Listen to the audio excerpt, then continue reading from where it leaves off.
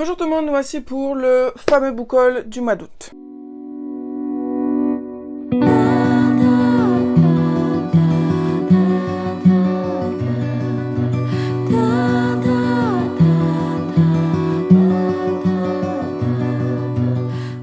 Donc au mois d'août, ça va au final, hein. Je me suis calmée par rapport au mois précédent. Ce mois-ci, il n'y a que 31 livres qui sont rentrés dans ma palle. Et j'en ai lu une bonne partie déjà. Parmi ces 31, j'ai eu 2 services presse. Et après les autres, c'était les précommandes que j'avais déjà réglées au mois de juillet. Et des petites trouvailles d'occasion. Donc on va commencer de suite avec Sang de glace, qui est un thriller suspense qui date il y a un petit moment maintenant. Donc il n'y a rien de bien particulier, si ce n'est que c'est un thriller comme on en connaît beaucoup. C'est une autrice, Kathleen Bennett, qui va recevoir des lettres de menaces écrites à l'encre rouge sang, adressées par un fan dérangé. Elle va donc engager un ex-flic, Connor Mackey, pour assurer sa protection. Donc c'est un petit peu la trope bodyguard, sauf que là, c'est du suspense. Et en fait, je l'avais trouvé en cherchant sur Babelio, justement, des romances à suspense. Donc voilà, il me paraissait quand même bien sombre, donc j'ai très hâte de le découvrir. Ensuite, j'ai reçu et lu ce mois-ci Gemma et les cristaux magiques. Je vous réfère à l'update lecture, au dernier update lecture d'août pour voir ce que j'en ai pensé. Il en est de même pour Satan était un ange de Karine Gebel. Il en est de même pour À couper le souffle de Alexis Lepsker. Toujours de même pour Valombre Academy, très très bon. J'ai aussi lu Comment tuer la vilaine, tome 3. J'ai reçu et lu aussi Les Licorniers, le tome 2. Et ensuite c'est tout ce que j'aurais lu pour l'instant là dans la pile. Donc voilà, en vrai ça va pour des réceptions d'août sur 31, j'en ai déjà lu 6. C'est pas dégueu. Ensuite, pour ce que j'ai reçu mais pas lu, on va commencer par des petites trouvailles d'occasion à 1 € le livre. Je me suis pris 3 petits thrillers chez les éditeurs Point. Donc on a le manuel du serial killer. J'ai beaucoup aimé ce résumé-là. Un jeune éditeur reçoit un manuscrit s'intitulant Manuel du serial killer. Il le refuse et quelques temps après, il voit que dans les vitrines de librairie, ce livre Manuel du serial killer a été édité et est sorti. Sauf qu'après, on va se rendre compte dans le temps que cette œuvre-là fournit tous les détails des crimes qui ensanglantent la région. Donc, soit c'est un fou qui a écrit ce qu'il a fait, soit c'est un fou qui a découvert plein de choses et il les met en avant. Je n'en sais rien du tout. Mais voilà, ça a l'air vraiment pas mal. J'en ai entendu parler nulle part. Je ne sais pas du tout comment c'est. Et bon, voilà, ça avait l'air vraiment bien. Autre petit poche, moi qui veux vraiment me lancer aussi dans les policiers polaires scandinaves, je vais me lancer dans Arnaldur Indridason. Donc là je me suis fait avoir, donc celui-là, ce livre-là, je vais le donner. C'est La Femme de l'ombre parce qu'en fait c'est une trilogie. Donc au boulot, je me suis pris le premier tome qui est Dans l'ombre, le deuxième tome c'est La Femme de l'ombre et le troisième je sais plus. Mais du coup ça me tentait bien aussi. Ça se passe pendant la Seconde Guerre mondiale. Elle voulait fuir la guerre avec son fiancé, rentrer à Reykjavik. Les nazis ont emmené Osvaldur. Elle doit embarquer seule. Dans une Islande occupée par les Alliés, 2 meurtres d'une cruauté inouïe orientent les soupçons des enquêteurs Flovent et Thorson vers les milieux militaires. Voilà, ça a l'air vraiment pas mal, mais du coup, avant de me lancer dans celui-là, il faudra que je lise le premier qui est Dans l'ombre. C'est une autrice qui est connue. Voilà, ça c'est le premier de la trilogie. Donc voilà, je vais voir ce que ça donne. Ensuite, je me suis pris, là c'est pas un policier, c'est juste un thriller, Une nappe de trop de Brigitte Aubert, apparemment très très connue aussi. Et là, on va suivre l'histoire d'une jeune infirmière qui accuse le coup parce qu'elle ressemble très fortement à 3 femmes qui ont été retrouvées dépecées. Ces victimes ont un lien avec l'hôpital où elles travaillent, du coup elles se retrouvent au milieu de tout ça. On ne sait pas pourquoi, on ne sait pas vraiment s'il y a un lien ou pas, et du coup on va le découvrir. Ça a l'air d'être un petit slasher, il fait 273 pages, donc voilà, je pense que ça va très très vite se lire. Ensuite, avec grande joie, j'ai reçu le dernier livre de Jean-Marc Desnaux, qui est Alan, du coup, qui va porter sur l'enfance de notre jeune enquêteur du paranormal, Alan Lambin. Donc, il y a déjà eu des critiques qui en font l'éloge, donc j'ai super hâte de me plonger dedans. Ensuite, j'ai commandé des Urban Fantasy, parce que j'avais très envie de continuer dans la même vibe que Rebecca Keane. Du coup, je me suis pris le premier tome de Mercy Thompson de Patricia Biggs et le premier tome de Maeve Regan de Marika Gallman. Donc c'était vraiment deux livres qui me paraissaient plutôt en accord avec l'ambiance de Rebecca Keane, de l'action et de la romance, avec vraiment tout plein de créatures surnaturelles. Ce sont des livres assez courts, mais bon, il y a quand même pas mal de tomes pour chacune des séries. Mais bon, voilà, je me dis 400 pages, le plus court, là, il fait 360 pages. Entre 360 et 400 pages, on va voir. Je sais pas si je lirai les deux. Peut-être je pencherai plus vers le premier tome qui m'a le plus plu pour ensuite approfondir la série. Mais je pourrais pas faire les deux, parce que là, je me tire une balle dans le pied direct. Ensuite, j'ai succombé et je me suis pris Mémoire d'un expert psychiatre de Angelina Delcroix. Ça fait longtemps que je veux lire des livres d'elle. Il y avait beaucoup de livres qui me faisaient envie, notamment Synopsis. Et puis là, le dernier en date, c'est Mémoire d'un expert psychiatre. Et bon, voilà, au boulot, j'ai envie de me tenir au courant un peu de l'actualité littéraire. Et celui-ci, c'est le dernier qui est sorti. Donc voilà, j'ai envie d'essayer de le lire. Alors, de ce que j'ai lu, des avis, c'est soit on aime, soit on n'aime pas. Voilà, il n'y a pas vraiment d'entre-deux, donc je verrai bien dans lequel je me situe, mais en tout cas, ça a l'air d'être quand même assez dynamique, parce que les chapitres sont courts, il y a pas mal de dialogues, donc pas mal de réflexions, je pense. À voir ce que ça va donner. Ensuite, je me suis pris le tome 3 et 4 de Amelia Fang. Rien qu'aujourd'hui, je filme, nous sommes le mercredi 3 septembre, et j'ai lu le tome 2 d'Amelia Fang. Et j'ai bien fait de prendre le tome 3 et 4 parce que c'est vraiment de la régalade, ces lectures. J'aime vraiment, vraiment beaucoup, et donc du coup, pour Noël, prochainement, je sais pas, en novembre, parce que mes commandes de septembre-octobre sont déjà passées, donc ça sera pour novembre ou pour Noël, je vais me prendre le dernier tome.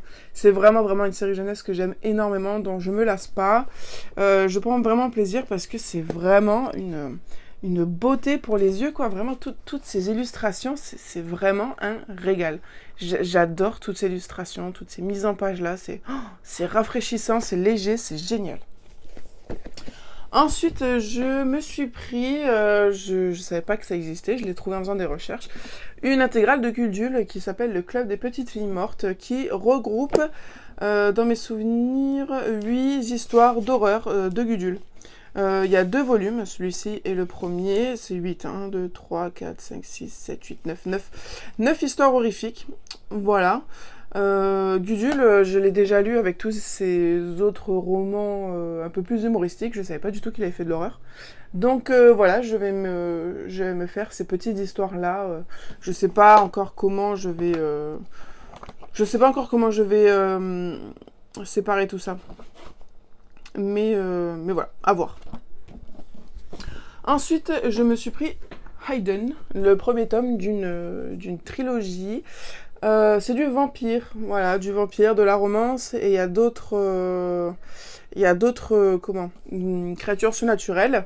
Il était plutôt bien noté, donc voilà, on va voir ce que ça donne là aussi. C'est une petite bricasse quand même, 437, mais je pense que lui, je vais le lire au mois de septembre, ou je sais pas, mais en tout cas, ça fait partie de ma pile à lire du Pumpkin Autumn Challenge. Donc tous ceux en fait que je vous présente là, ils font tous partie de la pile du Pumpkin Autumn Challenge. Mais voilà, je vais voir ce que ça donne. On est avec une jeune orpheline de 17 ans qui vivait jusqu'alors dans une famille d'accueil, et elle se retrouve héritée d'un vieux manoir. Et puis, lors de sa visite, elle réveille Alexandre, un effrayant vampire au passé sombre. Et ce vampire va lui demander de l'aide et Madison est incapable de résister. Et donc, du coup, elle va l'aider. Mais à quel prix et pourquoi, nous verrons bien. Ensuite, j'ai acheté Terreur en classe. J'avais énormément aimé la collection Kid Panic chez Kenneth. Donc, j'avais lu Des vacances d'enfer. Et du coup, évidemment, que je me suis pris Terreur en classe dès que j'ai pu. Avec vraiment cette mise en page qui est énormissime et qui est du coup hyper reposante pour les yeux et le cœur. Voilà, j'ai vraiment super hâte de lire ce petit horreur jeunesse. Ensuite, comme je vous ai dit, je cherchais de la romance à suspense avec la troupe de Bodyguard. Donc j'ai trouvé En Cavale, qui est un one-shot d'une auteure que je ne connaissais pas du tout. On est sur un petit 370 pages avec différents points de vue, donc les points de vue des deux protagonistes. Donc une jeune fille qui va être traquée par son assassin et elle va être sous la protection de la police et du coup Anders. Et du coup on va suivre leur cohabitation. Voilà, ça je sais pas, ça je l'ai pas mis dans le Pumpkin Autumn Challenge, peut-être pour le printemps ou quelque chose comme ça. Ah oui, ensuite j'ai acheté et lu au mois d'août Les Héritiers des Muses dans le cadre de mes vacances en Ardèche. Je vous laisse aller voir l'update lecture. Ensuite, j'ai pas lu Bodyguard, donc toujours dans ma vibes de romance à suspense. Bodyguard, apparemment, était vraiment une des références à avoir dans cette trope-là, parce qu'il y a plusieurs tomes, et chaque tome, on repose sur un duo de bodyguard et de victimes. Voilà, à voir ce que ça donne, mais ça aussi, c'est vraiment... ça, pour le coup, je l'ai vu énormément, on en a parlé énormément aussi, donc à voir ce que ça donne aussi. Là aussi, on a les deux points de vue, donc j'aime beaucoup. Le point de vue du mec et de Dovie, la jeune femme. Voilà, à voir ce que ça donne, les chapitres sont courts, ça a l'air de bien échanger, pas mal de dialogues aussi, donc ça a l'air pas mal aussi. Ensuite, on arrive sur la fin avec le cercle des crucifiés, 5 cadavres, 5 tueurs, 3 flics, l'affrontement de l'année. Je vais pas vous lire le résumé. Moi, c'est juste ça qui m'a convaincue parce que ça veut tout dire. Voilà, un cadavre pour un tueur et seulement 3 flics pour choper ces 5 tueurs. Voilà, ça c'est un livre que je n'ai vu nulle part non plus. C'est chez Cosmopolis de Gilbert Galerne. Voilà, celui-ci, je pense que je vais me le faire pour le Pumpkin Autumn Challenge. Je l'ai pas mis dans ma pile à lire, mais maintenant que je l'ai dans la main, encore une fois, je pense que je vais le mettre parce que les chapitres sont très très courts. Il est très court aussi, 247 pages, donc ça, vraiment, en une soirée, ça peut se faire. Je vais de suite le mettre dans ma pile à lire. Voilà, ça sert à quelque chose de faire des vidéos. Ensuite, j'ai reçu 3 livres, 3 services presse de la part de les éditions Pocket Jeunesse, qui sont leur dernière sortie pour ce deuxième semestre 2025. Donc, j'ai reçu avec grand plaisir, toujours, le 4e tome de Bridget Vanderpuff. J'aime beaucoup cette histoire de pâtissière catastrophique, toujours en mission de sauvetage, d'enquête, avec tous ses proches complètement foldingues qui l'aident dans n'importe quelle de ses aventures. Donc voilà, ça va être vraiment super et bien évidemment qui fait partie du Pumpkin. Ensuite, nous avons Immortal Consequences, qui est un magnifique roman romantasy. Et là, on va être dans aussi une Dark Academia, parce que ça va se passer dans la Blackwood Academy, où Vren a pour mission de guider les âmes perdues vers l'autre côté. Donc, on va se retrouver aussi dans une histoire d'épreuves, car tous les 10 ans, une série d'épreuves offre aux élèves une chance de changer leur destin.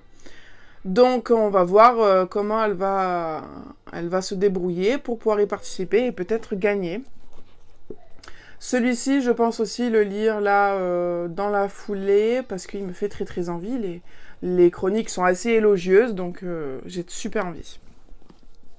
Et enfin, le dernier, c'est le dernier Jennifer Lynn Barnes qui est Glorious Rival.